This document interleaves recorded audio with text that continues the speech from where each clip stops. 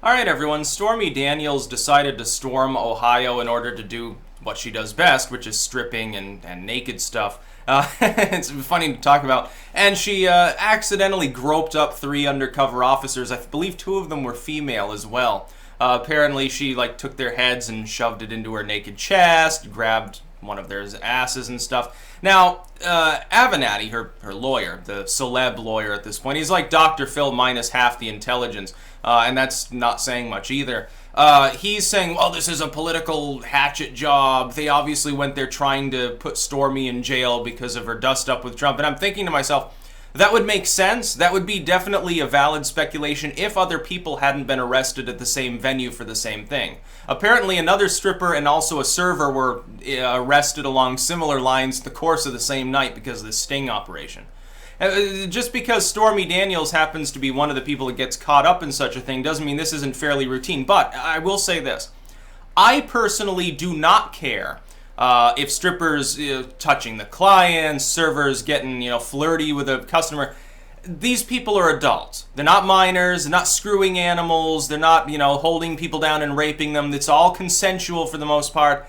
I think we should use common sense. I don't really care if the strippers are touching people. It's more concerning if people are trying to touch the strippers against their will. As long as nobody is verbally protesting and it keeps up, again, they're adults. It's consensual. I think such moral laws are ridiculous. They're also unenforceable. It's like, okay, what's the difference between this and you buy your girlfriend stuff and she strips for you and puts your face in her boobs at home? What's the fucking difference other than the paycheck is different and they're paying taxes on it? Honestly, I don't really see the difference. Now, I'm one of those people, I'm like, prostitution itself is a gray area because there can be a lot of coercion, especially with the people who walk the streets. Maybe less so like Hoff's Ranch or something. It's more standardized, people there's a lifeline for people if they're being coerced by some ex-boyfriend into fucking people for a living. You call the bouncer up. He's 7 feet tall and built solid granite. The ex-boyfriend kind of goes out the window at that point, usually. Here's the thing. I'm not a big fan of such moral laws. I don't go to strip clubs or anything like that. When I was down in Texas, up here, there was one legal strip club that closed down years ago, so there are none. Down in Texas, you see stripper billboards everywhere, all along the highway at night. If you're driving at night, it's lit up like a Christmas tree. It's like Hooters and strip and poker club and stuff like that. And I always thought it sounded unpleasant because I hate social situations. But I did think it was funny because Stormy Daniels is sort of held up on a pedestal by the hashtag resist never Trumpers. Undeservedly, she's just a human being. I don't care that she fucked for money. I don't care that she strips now for money. It's like she's an adult. She's, I think, in her 40s now. She can do whatever the hell she wants. It does is she can do cam stuff online. Again, who fucking cares? She's making good money because she has name recognition. Her thing with Avenatti's probably for that anyway. It's like, hey, I can get 10 times as much money now. I get billed more often. I can demand higher fees because I fucked the President of the United States.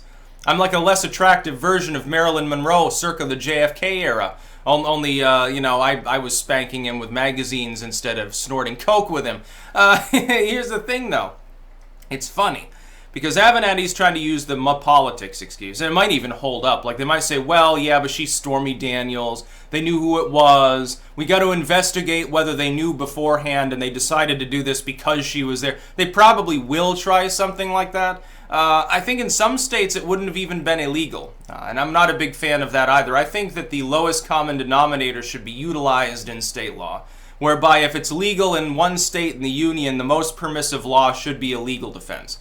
I believe that. I believe in federalism on the libertarian side because it crack apart some of the shittiest laws in the country. It's like, you own the wrong rifle here, but it's legal in another state. Well, equal protection then, son of a bitch. That's what they should do. Stormy Daniels, pushes her silicone boobs into someone's face.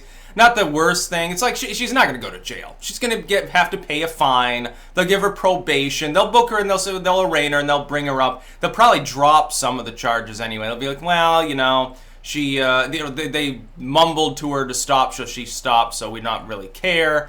That's sort of the thing that happens. Because she's a minor celebrity. When people are well known, yeah, sometimes they're not supposed to. But the law is like a spider's web. The flies get caught, the wasps go free. Or rather, the big flies get caught, the little ones, the big flies go free, the little ones get caught. It's an old saying. Unfortunately, that is the way our law works. It's like if a high-hitting politician does something, they can escape justice. This is why you have to have the court of public opinion for public officials, because there's no other way to keep them accountable. With Stormy Daniels, it's like, it's funny because she's like, oh, Trump, sexually assaults people, #MeToo. Yes, I fucked the president because that's sort of was in my job description at the time, and he liked the way I looked and danced, I guess. And now she's getting in trouble for plying her old trade.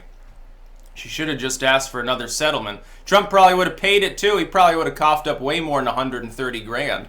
Why didn't you ask for $500,000? You probably could have gotten it, because he's like, basically hush hush. By the way, one aside here.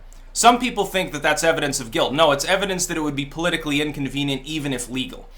This happens all the time within the world of heavy hitters. They're like, oh shit, there was I cheated on my wife or something. It's like under normal circumstances, maybe it just fucks your marriage if you get caught, but otherwise it's basically under the table.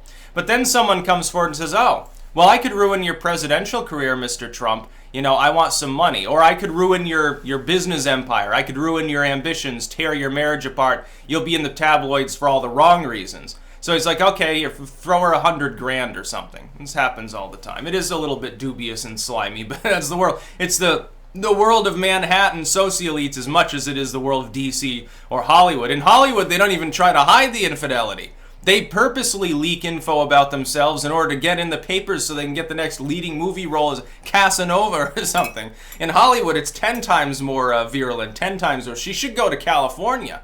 She should be working in Beverly Hills doing stripping or something. Then she can get Robert De Niro, or I think he's into younger people. He can get some heavy-hitting celebrity to bang her or pinch her nipples or something, and then she can say, well, I can get $500,000 from you, or I can get $1 million selling this story to the Inquirer or something.